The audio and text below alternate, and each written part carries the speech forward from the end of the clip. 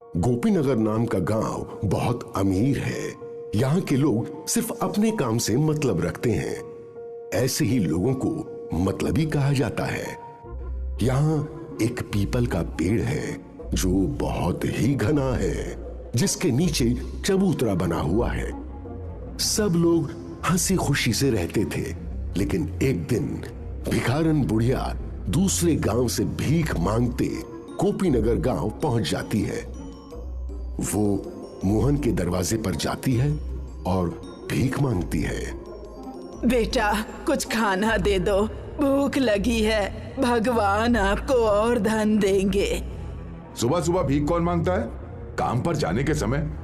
जाओ आगे, मैं अभी काम पर जा रहा हूं। बाहर की आवाज सुनकर अंदर से कमला बाहर आई। रुको, मैं इनके लिए कुछ खाना लाई हूँ। भगवान तुम्हारा भला करे। बुढ़िया चली जाती है। क्या जरूरत थी खाना देने की? पैसे की बर्बादी करती हो। लोग सब हमसे अमीर हो रहे हैं और तुम उड़ा दो पैसे। तुम बिना मतलब की बात मत करो। खाना खराब हो चुका था इसलिए दे दिया। खाना लेकर बुढ़िया पीपल के पेड़ के नीचे चली जाती है। खाने को खोलती है तो उसमें से बदबू आ रही है। गौर से देखा तो उसमें कीड़े पड़ चुके थे। गरीब बुढ़िया ने खाना फेंक दिया और दूसरे घरों में भीख मांगने चली गई। और वो शीला नाम की औरत से बोली, भगवान भला करेंगे तुम्हारा। मुझे कुछ खाना दो और गंदा खाना मत देना।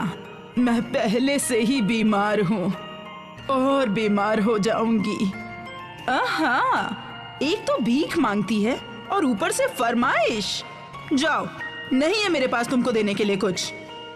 गरीब बुढ़िया वहां से दूसरे घर में खाना मांगने चली गई। एक आदमी ने थोड़ा सा खाना दिया।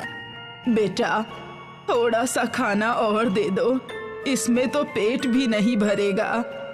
देखो, हम इससे ज्यादा नहीं दे सकते। महंगाई का जमाना है। पेट्रोल कितना महंगा हो गया है पता है? गरीब बुढ़िया को गांव के लोगों से इतनी कम भीख मिली कि उससे उसका पेट नहीं भरता। कुछ दिनों में वो और ज्यादा कमजोर हो गई। बहुत अधिक गर्मी होने के कारण एक दिन बुढ़िया को बहुत जोरों से प्यास लगती है। आसपास पानी ना मिलने के कारण वो लोगों के घर जाकर पानी मांगने लगती है। लेकिन वहां के लोग इतने मतलबी हैं कि गरीब बुढ़िया को पानी भी नहीं दे रही हैं। कोई मुझे पानी दे दो, कोई मुझे पानी दे दो। उसे कोई भी पानी नहीं देता है। उसे देखते ही वहां के लोग भगा देते थे। लोगों के घर जाकर वो बहुत थक चुकी थी, लेकिन उसे एक बूंद पानी पीने को नसीब नहीं हुआ। चलते चलते वो उस पीपल के पेड़ के नीचे पहुंचकर बैठ जाती है। कुछ देर बाद बीमारी और पानी ना मिलने के कारण बुढ़िया की वहीं पर मृत्यु हो जाती है। बुढ़िया की मृत्यु होने के बाद अचानक वहां अजीब अजीब सी घटनाएं होने लगती हैं। जब रात को लोग सो रहे होते हैं तो आधी रात को एक औरत की तेजी से रोने की आवाज सुनाई देती है।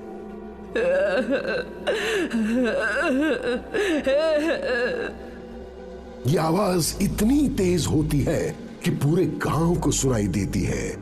रोने की आवाज के साथ साथ चिल्लाने की आवाज भी आने लगती है, जिससे लोग और ज्यादा डरने लगते हैं। गांव के लोगों ने मीटिंग बुलाई। सब लोग उसी पीपल के पेड़ के नीचे इकट्ठा हुए। गांव वालों, ये क्या हो रहा है? गांव में रोज रात को औरत के रोने चिल्लाने की आवाज सुनाई देती है। इसका क्या उपाय है? मेरे बच्चे बहुत डर रहे हैं। इसका उपाय है, सब अपने अपने घर में हनुमान चालीसा शाम को बजाओ। इसके बाद आवाज आनी बंद हो गई। लेकिन एक दिन मोहन उस पीपल के पेड़ के नीचे से जा रहा था कि उसकी कार खराब हो गई। पीपल के पेड़ के नीचे से जो गुजरता था तो उसकी तबीयत खराब हो जाती थी और उसे तेज बुखार हो जाता था। कभी हंसने की आवाज, तो कभी रोने की आवाज, तो कभी किसी की बात करने की आवाज आती है। ये सारी बातें लोगों के अंदर डर को और ज्यादा बढ़ाती जा रही थी। एक दिन अचानक गांव में पीपल के पास वाले घर में रहने वाला एक व्यक्ति कुछ दिनों से लापता है। सुबह उस व्यक्ति का मृत शरीर पीपल के पेड़ के नीचे पड़ा हुआ मिलता है। इस बात ने गांव वालों को और भी ज्यादा डरा दिया था। कोई भी शाम होने के बाद घर से बाहर नहीं निकलेगा। गांव के सब लोग अपने घर का दरवाजा बंद रखते हैं ताकि कोई गायब ना हो जाए। और उस पीपल के नीचे तो भूल कर भी ना जाना, चुड़ैल रहती है उस पर, कुछ भी हो सकता है।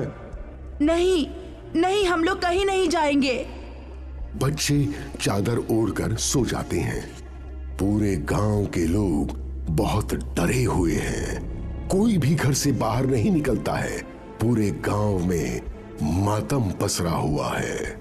मोहन और गांव के कुछ लोग एक साधु बाबा के पास जाते हैं और साधु बाबा से पूछते हैं, हम लोग एक बुढ़िया को भीख नहीं देने के कारण परेशान हैं।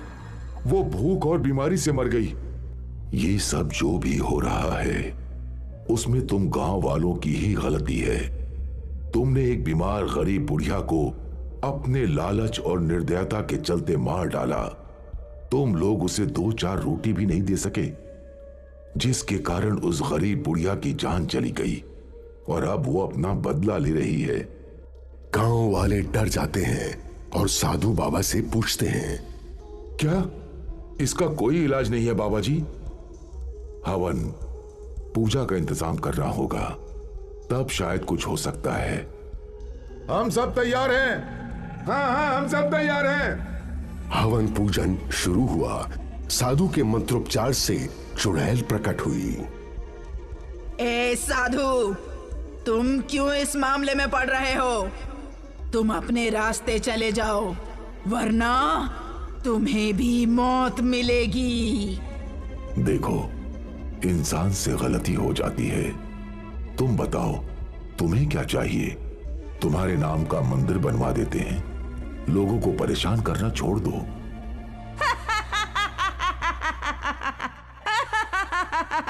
जिंदा में तो कुत्ते से भी ज्यादा बुरा व्यवहार किया, अब देवी देवताओं की बराबरी दे रहे हो।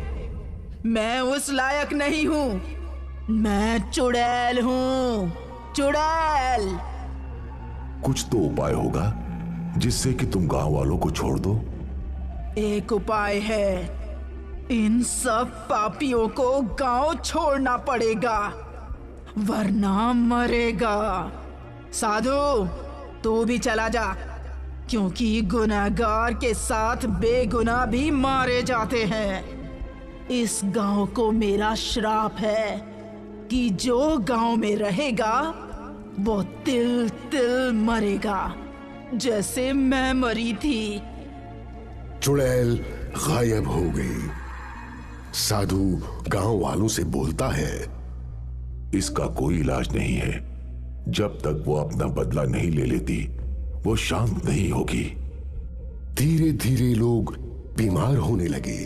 बीमारी बढ़ती जा रही थी, जिसके कारण गोपीनगर वालों को मजबूरी में वो गांव छोड़कर दूसरी जगह जाना पड़ा। लोगों को एक गलती के कारण अपना घर, अपनी जमीन, जायदाद सब छोड़कर जाना पड़ा। ये गांव अब सुनसान पड़ा है। यहां ना तो कोई आता है और ना ही कोई रहता है। इसीलिए कभी भी घमंड और निर्दयता में हमें किसी का अनादर नहीं करना चाहिए।